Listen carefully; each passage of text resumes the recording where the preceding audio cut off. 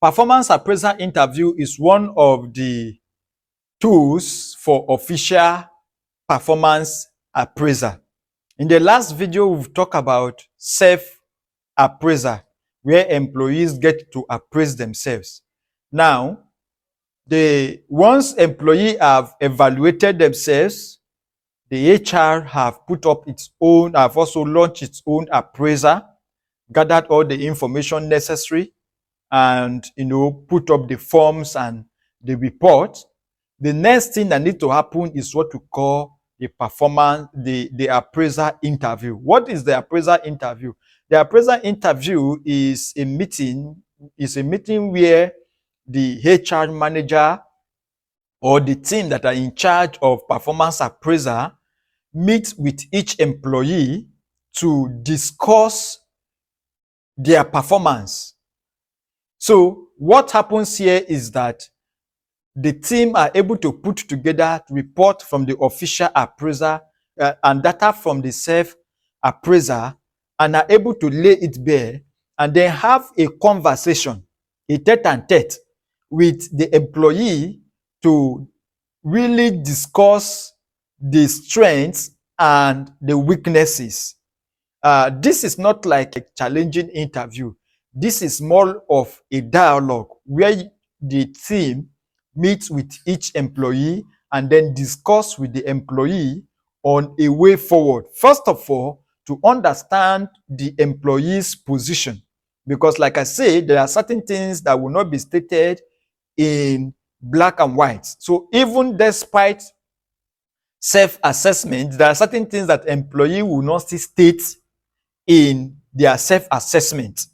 There are certain experiences, certain things that are finding difficult that they will still not mention in their self-assessment for whatever reasons. So it is important that you conduct an appraiser interview. During that interview, where you have a sincere and honest and genuine conversation with your employees to understand the reasoning behind their underperformance or behind their weakness. What are the steps you need to follow to organize a performance appraiser interview?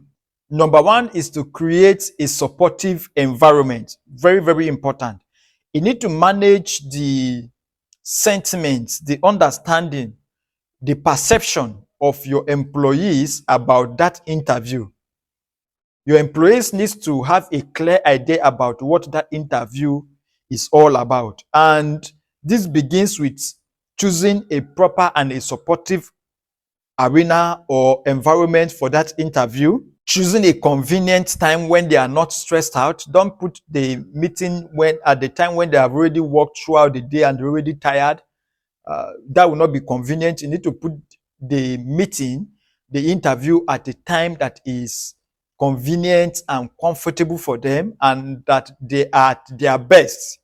You need to ensure that you deal with all forms of distraction, that you're not having that interview and people are coming in, which is why sometimes it will not be advisable for you, especially if you are the HR manager, it will not be advisable for you to take that meeting in your office, because people can walk into your office at any time. So you can go to the conference room or any other space that may be available, that there will be no distraction.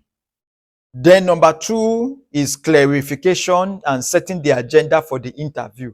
Like I've mentioned, it is important for you to create the right understanding and the right perception for that interview. So there need to be clarity. The purpose, the structure, and the expectations should be made known to every staff before they are invited for that interview. Next is performance-focused discussion. In that conversation, you need to lead the employee to compare both the expected performance and the actual performance, so that the conversation is focused on improvements.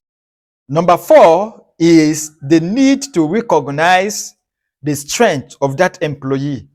It's not just enough to identify gaps.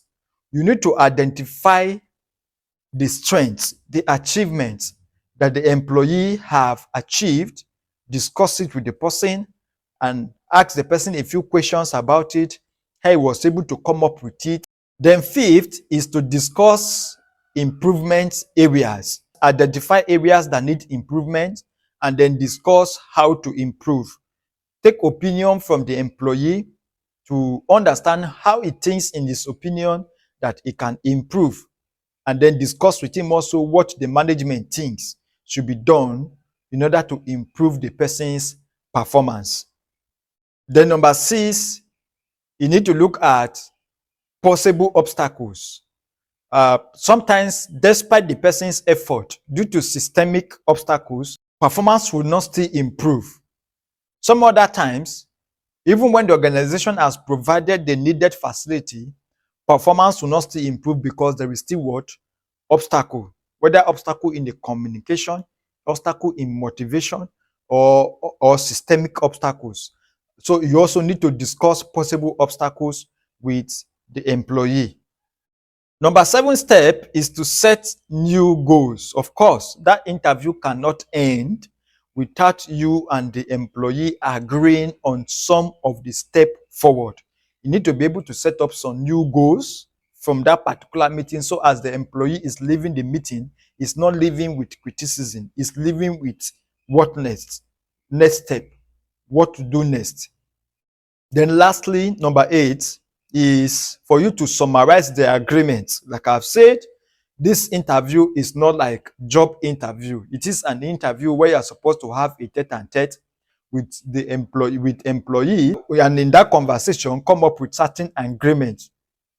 So at the end of that interview, your agreement with that particular staff need to be clear to every party. So as he leaves the meeting, he knows that, okay, having participated in this performance interview, in this appraiser interview, this is what we have agreed. This is what we have agreed. The office will provide this. I will make sure of this. So the agreement need to be clear and need to be crystal. Finally, for every appraiser interview to be effective, there need to be maximum preparation. Effective preparation is very, very important. Objectivity, active listening, empathy, collaboration, and evidence-based discussion is very, very key. Remember, appraiser interviews should be conversational, not interrogative. Thank you for watching this video. Drop your thoughts in the comment section. Don't forget to like, share, and subscribe to our channel.